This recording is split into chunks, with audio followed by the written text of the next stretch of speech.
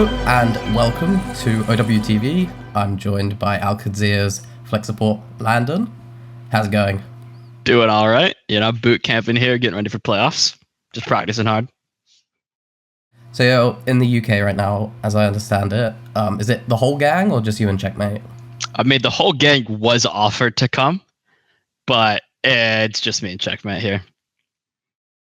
And how long are you staying for all the playoffs, or just for like? Oh yeah. Like we got here like a day or two ago, and then we leave the day after playoffs. We played stage 1 from Saudi, didn't win. Played stage 2 from this building. We won stage 2. So idea is that we should do the exact same thing to win stage 3. Makes sense. So is it ping related? That's why you want to be 100%. I think like last stage, to be honest, ping didn't really matter that much in a sim meta. But in this current meta, there's so many 1v1s going on that if you're on like 100 and 105 ping, it's kind of like a pretty big disadvantage, I think. Yeah. No, it makes total sense. So you came out of the regular season in first place. How do you reflect on the stage so far? It was interesting because I think going into regular season, like we obviously want to win those matches. But at the same time, I don't think we were like I think like especially for like the Twisted match pretty early on, we weren't too worried, like as long as you get like a top 4 seed, it's really not the end of the world, like just like don't want to get seeds 5 through 6. So it's nice to get first seed, but at this playoffs point, it doesn't really matter. And Gen.G, they 2 weeks ago they took Twisted to map 5, and they're the only team except Twisted to take a map off you the whole regular season. Mm-hmm. How do you react, I suppose, to their kind of resurgence towards the end of it? I mean, I think for us, that match was kind of a whatever match, not to discredit them, but going into the match, we already had first seed like fully secured. Like we could have gotten 0-3 and we still had first seed. And then Ziad couldn't play the match. He was like filming some content for Saudi eLeague or something. So we had no Ziad and the match result didn't matter. So it was nice to win, but like we could have lost that match. I don't think it would have mattered too much. Yeah. It was all mathematically sewn up. I think you'd, as you say, confirmed first seed, and Gen.G. Yeah. Give Chase a practice. Guaranteed. Play new comp. Gen.G had guaranteed playoffs as well. So like there wasn't any movement to happen. They're not. You've bad, kind of taken care of my next 3 questions. But so Chase coming in was just because Ziad wasn't there. There wasn't. Yeah. I mean, like Ziad was like unavailable, but it's also like a good opportunity to give Chase some playtime. So Lijiang Tower, we open on that match, and they're kind of like immediately better, I think, than anyone was expecting. It win first round, should have won second round, really could have won third round. Even in this kind of state of it's all sewn up, not too much to play for. Were you expecting anything quite like this to come out of them? I think the comps they play are interesting. I think we made good adaptations, but I also think we played like really, really sloppy. Like that first round in Lijiang should have been like 100-0 for us. Like I think like we like got 80% using like one single ult, and then we just fumbled every retake. Like that map should have been way, way cleaner. Like if we play like our regular team comps against them, I think it'll be the same result as when we play like most of the other teams. And then Kings Row, you kind of take the Reaper ban, which I think TM were criticized quite a lot for not doing on that map. Mm-hmm. So is it kind of learning from their mistakes, do you think? Let's see. They banned, what did they ban? I forget. They banned like ball or something? They banned, something inconsequential. Yeah, so like we like might as well ban Reaper. Like it's a pretty good Reaper map. We might as well ban it. Like we've Chasen, so we want to play like more of the main tank characters. And we're playing something that we haven't scripted that much, so like we might as well mess up their game plan. So at least both teams are playing like random comp. And then Esperanca being the one map that you lost in the series, is it just kind of like their map, or was there anything particularly? I think Esperanca is like a really straightforward map. Like if you win first fight, that retake is so difficult. Actually, like I don't like remember exactly how the series went. Like who won first fight, who won second fight. But to be honest, like Esperanca's, it's like I think the reason a lot of teams don't like it is no matter how good you are at Overwatch, like one fight can be kind of RNG. Like you can never guarantee like 100% first fight win. And if you lose first fight in Esperanca, that retake is awful.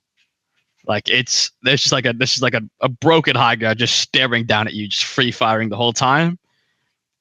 And even if you don't die to it, like your angles to actually contest card are bad. You can't like really pressure high ground. And then I think once you get cap on that map, it's really easy to just keep getting more meters. And I think Sim Comp especially can keep getting more meters, you know? So I think it's a good comp for them. And then whoever wins first fight like kind of wins that map. Absolutely. Well, finally, Suravasa. Again, they didn't make it easy for you. Talk us through that 5th point clutch. I think we kind of thought we lost. Like I think our touch was so bad. Like we had like a 3v5 touch. It was really, really messy. But I got my Caesar off, so we're able to live, and then we got like a fat grav. And then I think after that, I think they messed up the fight after that. Like I think the fight after that, they played really, really, really slow, and we just like stalled for time and won the map. Like I think even though we got that clutch, it could have been way messier. Well, then moving on to the SEL finals, you lost 4-2 to TM. It's a weird game, actually. Kind of bits that were close, bits that weren't close. How does that kind of frame up a potential rematch in playoffs with TM? I mean, as a pro, I don't want to make too many excuses, you know? But I think the one thing I'll say is I think that was both teams playing at like 60% power level, you know, due to situations going on. And I think they played really well, to their credit. Like, I think they played really well. We played sloppy. But I was thinking, like, if we play at OWCS and both teams are at 100%, I'm not. Like, it'll be fine. Well, you would have no way of knowing this because the interview's not come out yet, but Psycho reckons that they were playing their best Overwatch ever. So, how would you respond to that? I mean, okay, I'll say one thing. The room was 14 degrees Celsius. I look over at my team, our hands are shaking cold. We ask, yo, can we put some hoodies on? Nope, you need the logos. I turn over to look at them across the stage, and I see 5 dapper individuals wearing full wooden white twisted hoodies. And we're over there in our t-shirts just shivering. So I'm glad they were comfy and they played good. But that is no bearing on any future OWCS match. Heard loud and clear. Well, they kind of brought out the hazard comp, and another thing Psycho was saying in his interview with Ren was that they kind of had tailored the hazard and the Wuyang Brig backline to kind of just fuck you. So, I mean, I guess in a way that was successful, but do you think maybe you can kind of come back on that now you've kind of seen the counter comp? Yeah. I think if we'd played them before and we'd like really seen that comp, I think like the answer is like pretty obvious, you know, just play like a Kiri Wuyang, and then they have to swap off, you know, and then we're like right back in the comfort zone. I think like we made some really, really bad adjustments. Like I think like if we just mirrored Kiri Wuyang like faster, or not mirrored, but like played like a Wuyang faster, maybe like played some more Frey to like really disrupt their hazard. I think there were like options on the table, but in that moment on that match day, we didn't really think of them, so it's our fault. And then moving on to playoffs, you picked Team Vision, which I imagine wasn't the hardest selection ever. Yeah. But talk us through it all the same. I mean, they're just like the weakest team, you know. Like I think, even if we think we're better than VP and we're better than Twisted, any time you play a game where there's like an immediate reward for winning or losing, like we win that match we make Stockholm, it's much better to just play like an easier team, get your LAN qualifications sorted, and then play the hard matches after. Makes sense. We've had the mid-season, or the new season balance patch, not the mid-season, despite the actual content. You might be forgiven for thinking it was a mid-season patch. So yeah, kind of not, at least from my perspective, anything that looks especially meta-defining, but is there anything you've got your eye on in that patch? I mean, from my understanding, the reason the patch notes are so bad is because it's like tied to Stadium, right? Like the base game stats, like if they change a hero, it affects Stadium. So they don't want to like change like health pools or damage or anything. So they only want to change perks. But to be honest, like like I read these patch notes, I'm like, dude, this BAP change is so cool. And then I'm playing an actual match and I have it for like 2 out of the 8 minutes of the round, and it's like, well, that just doesn't mean anything for the game at all. Like the perk changes are cool, but especially like the major ones, like the actual impact they have on a match isn't that high. It's like like someone could have a really, really broken major perk, and they might not like it might not actually matter that much. So I don't know. I think like the literal only change that mattered was the Wuyang 225 HP. Every other one, like I don't even have to read, to be honest. Yeah, well, one thing I wanted to actually ask about, in particular with Wuyang, was that change to the splash damage versus the direct hit damage. It's still kind of like really geared. I didn't realize this till I read the patch notes, but not the original release of Wuyang, that he does way more splash than he does direct. Yeah, like, you're like really incentivized incentive to just aim at the ground, like flick at the ground, which I think it's why like the character has the win rate it has. Because I think like Wuyang has like one of the highest win rates that like any character's ever seen. I think the reason is like most characters have like a skillful or like a straight skill line, you know, like you're incentivized, you know, to hit more headshots or have like all this stuff. But Wuyang kind of feels like, okay, like you need to be good at the character, but at a certain point it like flattens out like completely, you know. It's like, okay, I am aiming my shots at the ground, I'm hitting my good curves, I'm doing good damage. There really isn't much you can do past that point. Like it's kind of like a ram mirror or something, you know, where both of them they're holding up, they're hitting their punches on the other ram, and then the rest of the game is happening. Like I think Wuyang, like the fact that it does so much splash damage, it's kind of just, I mean, I don't know. That character needs to just be shot in the head. Like it's just ridiculous. Especially it's playing like a team like Twisted, where like they're playing Freya too, and people are just exploding around me. Yeah, like just there's just stuff happening. Like, so it is what it is. You know, I think the character right now, like with the HP nerf, I think that was like the most important thing. Because if a character has high spam, whatever, you know, I can handle that. You know, like if a character just has high spam, it's annoying, but it's not the end of the world. But the issue with Wuyang was it felt like so many times he just out spammed you, and he flat out just like just brawled better than you too. You know, like a double wave and then 250 HP. Like it wasn't like when he got up close, it was like it wasn't like you won instantly. You know, like it wasn't like a Widow or like a Hanzo where it's like, oh okay, like I finally gotten close to you. Wayne would just boop you back and slide away, and you're still dead. So to be honest, I think the character still needs like massive changes. Like I saw someone post about it on Twitter, and I thought it was pretty like real. Like it's like a support character that fires like soldier helix rockets. It's like a primary fire, and I was like, yeah, that's pretty true, you know. Like if I'm playing like support and ranked, and I'm against a good tracer, if I'm on like Ana or I'm on like Xin or Bap or something, and I'm 1v1ing a tracer, I gotta earn my life, you know. Wuyang, he's just 20 HP before he's even around the corner. Like it's just, I don't know.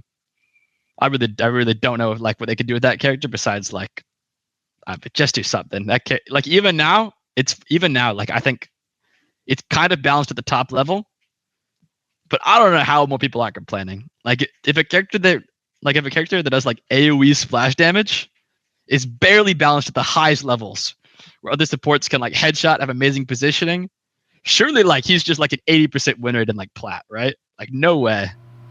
I guess it's kind of getting the hang of the primary, right? I think that's the only thing maybe, but it's just dumb. It's like, I mean, that character is you could just control this orb like out of LOS. Like, man, what are we doing?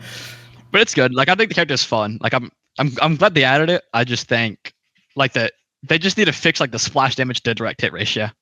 Like if I'm playing ranked and the Wuyang hits like some crazy cross map directing me, I'm like, damn, okay, that was sick.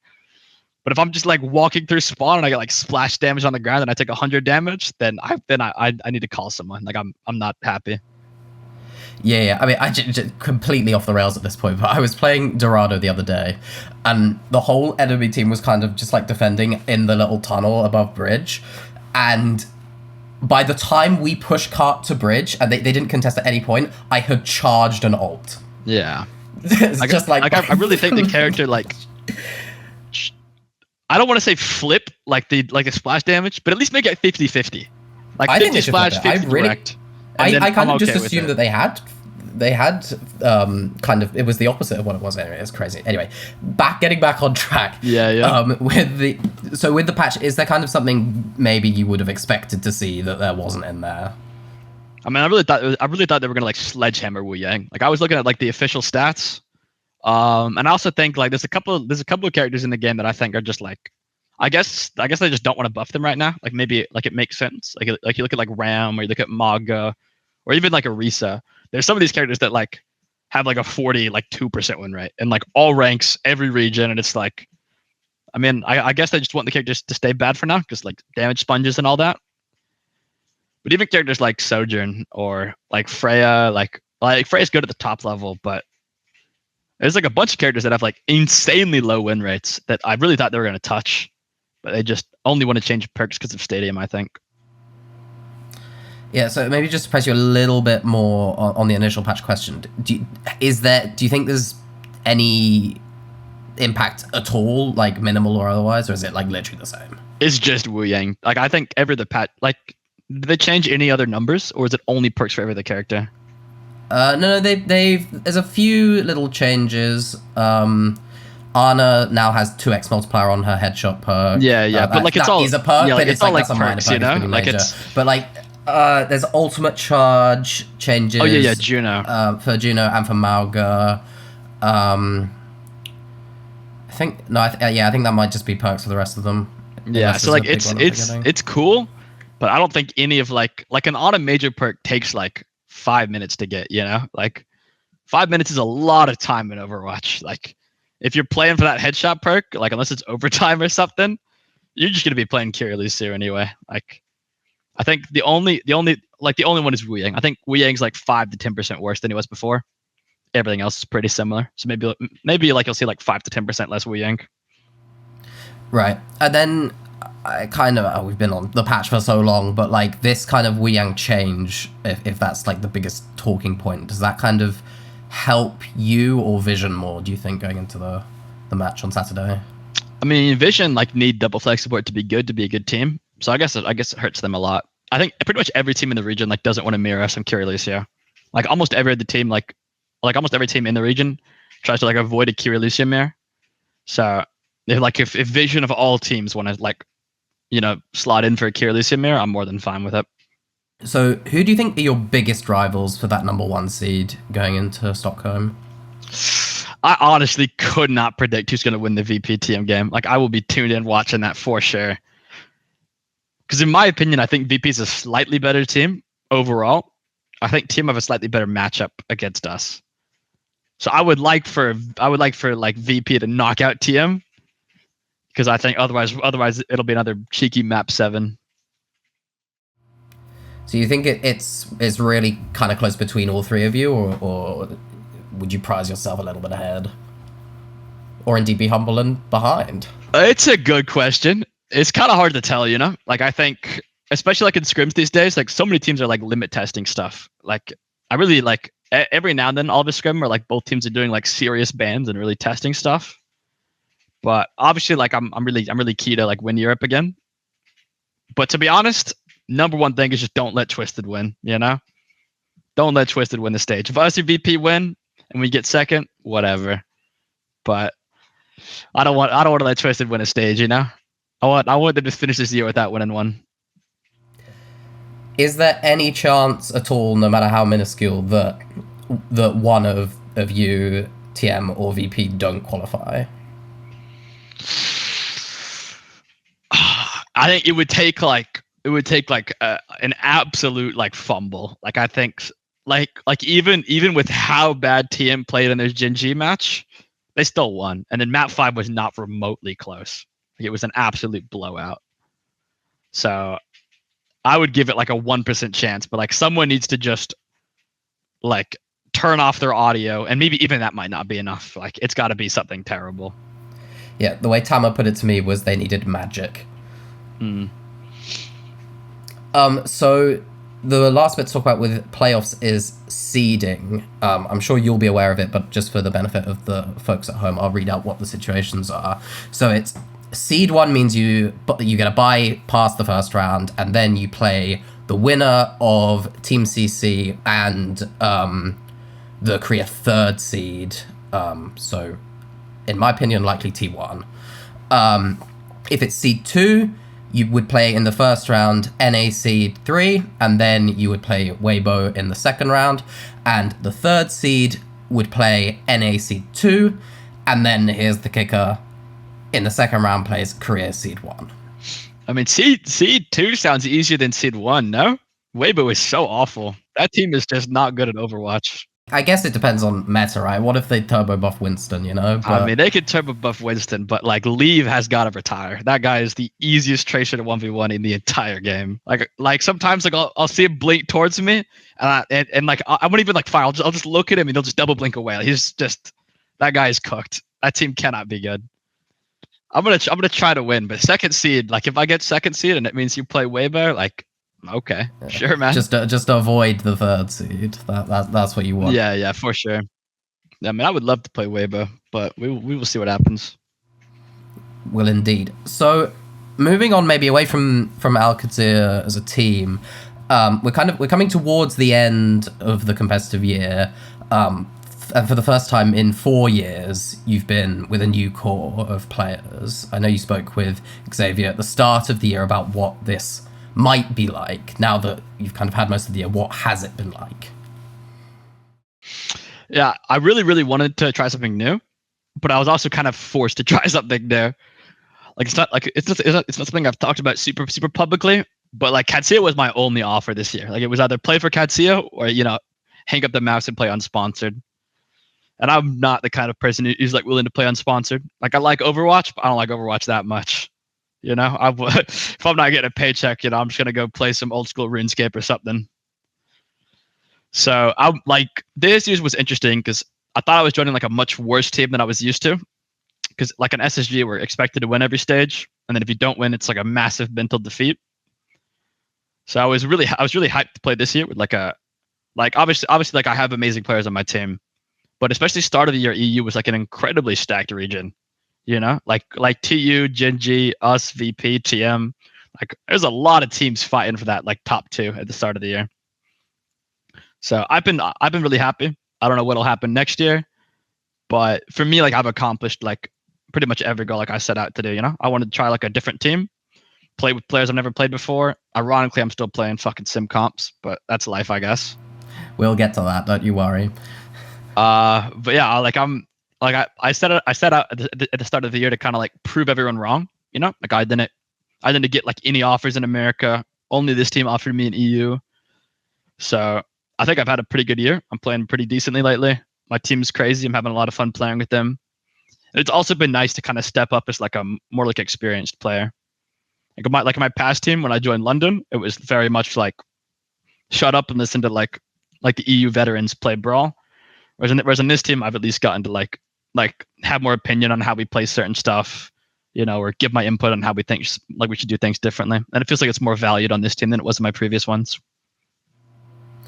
It's quite touching to hear, actually. I also want to ask about Baptiste, because if anyone's going to run it, it's going to be you. We've seen little hints of it throughout this stage. You played it in SEL, and actually even Shu played it in the Korea Regional Playoffs last weekend. What kind of do you think are the circumstances where you can whip it out in this kind of Kiri, Wuyang, Lucio world? I think it has to be a map where like you can't get dove. So you can't get dove, and to be honest, okay, you can't be dove and you can't be playing against Symmetra. If you're playing against Sim or like playing against or it's like a map you can get dove, the character just isn't good. I think. Like I think against Dive and against Sim, Kiriko does like a much better job of like handling map flips, like being able to follow the team with rotates, even like threatening TPs. Like I remember like us and TM were like grinding so much Sim mirror comps, and BAP for both teams felt like a giant liability. Like a Sim could just TP on the BAP, and BAP like couldn't like threaten a kill. Like through the Sim self healing and the Sim's HP pool, it felt like almost impossible to like actually make the Sim like scared to do it. Whereas like a Kiriko like one headshot and you're scared to TP for like a second headshot. So I don't know. The character's kind of just like power crept. And then, of course, you've been blessed with top-level Symmetra play throughout your whole career, really. What's the kind of stylistic difference between Jamie and Checkmate, and I guess Sparker as well? It's a good question. I mean, like, I think like the obvious change is that Checkmate can like swap, which is something like I really haven't been able to do before. Which, but like in just Symmetra, I think Checkmate style is more like aggressive. I think like the way Backbone played a lot was like he would play safe and then he would use TPs to like put people in aggressive positions. Whereas Checkmate's like just key to just get in there with the whole team and just get active, Like even like I remember like our stage 2 finals, like we're just like walking up into pure neutral and like maybe Backbone would have TP'd someone like top right on King's our first point, and slowly taking the map. Checkmate just TP'd into 5 of them. We just started getting active, just started like immediately scrapping it out on point. Before I let you go, do you have any final message to the AlQad fans going into playoffs and maybe after the SEL finals as well? I mean, let's win this stage. We always lose like the random like tournaments, but we normally win in like our matches against team, especially in OWCS. I think so far we have a 100% win rate against Twisted in OWCS, and I don't want to let that stop. That's a nice thing to climb, or a nice thing to hang on to, I should say. Well, thank you very much for joining me, and the very best of luck for the weekend ahead. Thank you.